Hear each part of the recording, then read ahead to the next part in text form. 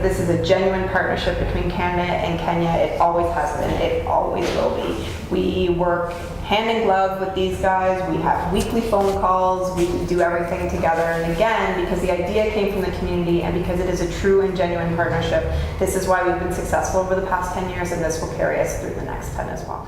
Msedo School is found in Mathare slums. It was founded in the year 2001.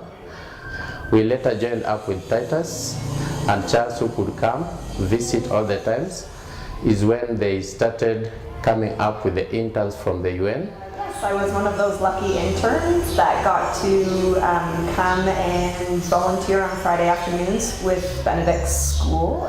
And through that time, they could come each and every Friday to come and play with the children, teach them drama, run around with them, play football and jump, sing poems, every kind of thing.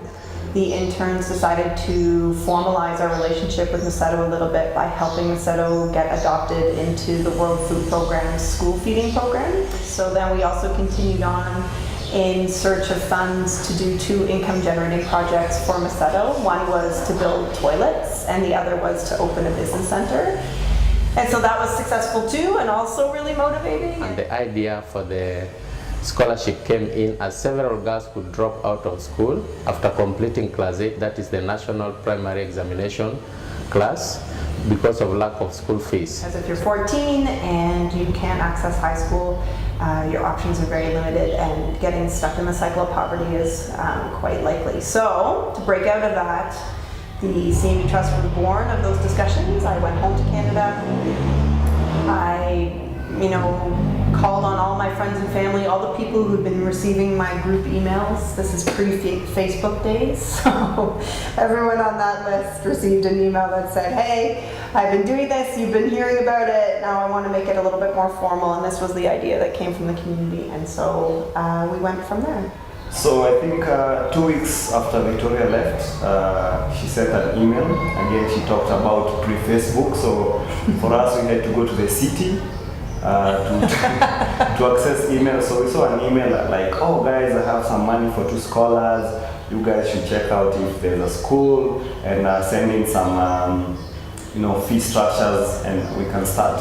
So we did that. Already we had like 2 kids in mind from Msedo. I think that's Irene and Elma. And we were registered as a Canadian charity in December 2006. From then on until now, we have supported 120 scholars to access high school education, and 17 of them are in post-secondary institutions through the organization's post-secondary scholarship program. And in total, we have 75 alumni who have completed high school. A lot of our scholars, they are taking leadership, they're bringing a lot of energy and confidence, and especially they're very proud to be called children of Mathare as compared to before.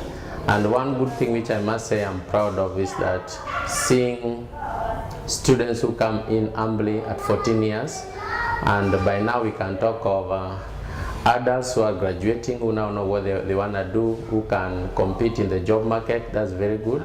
They can at least come back in the slums, and when people see them, they walk shoulder high, and people see that for sure these are the products of CMETrust. It has not been an easy journey in terms of finding resources. Like last year, we had a big number of applicants, about 174 coming. Some are very eager and have the ability to do it and to make it in life. But because of the limited resources, we ended up only taking 8.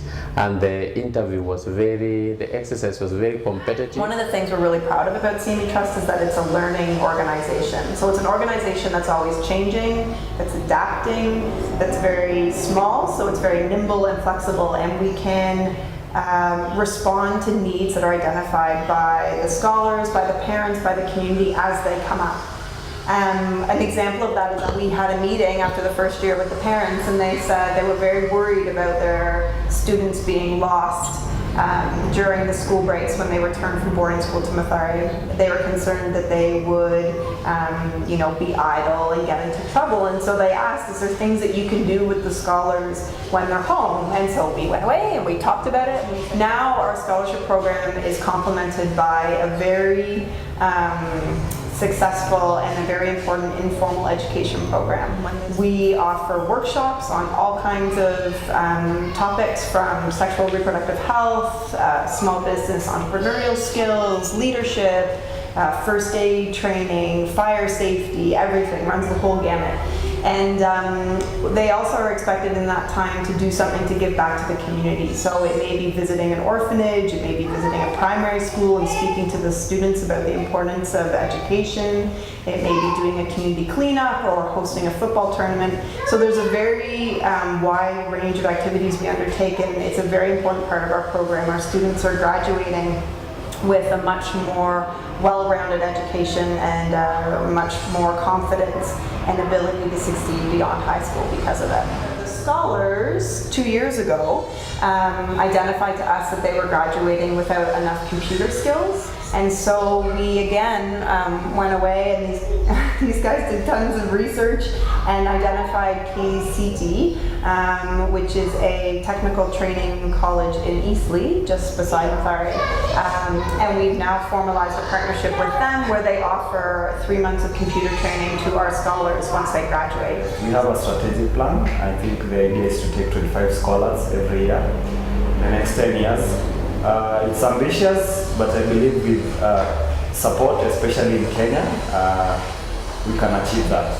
Move towards 25 new kids every year. We're going to have to look at our model here on the ground as well. Do we need to have some full-time employees? How are we going to go about doing that? So that's going to be a big challenge in the next couple of years, and I'm eager to take that on. What I would love to see is, first of all, some of our graduates, our post-secondary graduates, starting to be successful enough in their own careers that they can be contributing to the organization by either employing some of our graduates or providing financial support or having in-kind opportunities, like some of our graduates going to our graduates' businesses to get internships. So I'm really eager to see how our graduates can help build CMETrust network here in Kenya. Just to see a sustainable organization would be my most, that's the biggest desire I have. For sustainability, we need more support here in Kenya, and we also need to look at our model and see how we can add or adapt. So yeah, and of course we need to continue supporting from the Canadian side, so we're always looking for new volunteers, we're always looking for people who are going to be supporting us with their own fundraising event, maybe turn your birthday party into a fundraiser, or instead of gifts at your wedding, make a donation to CMETrust, things like this. So the Canadian side is also going to have to grow and to expand.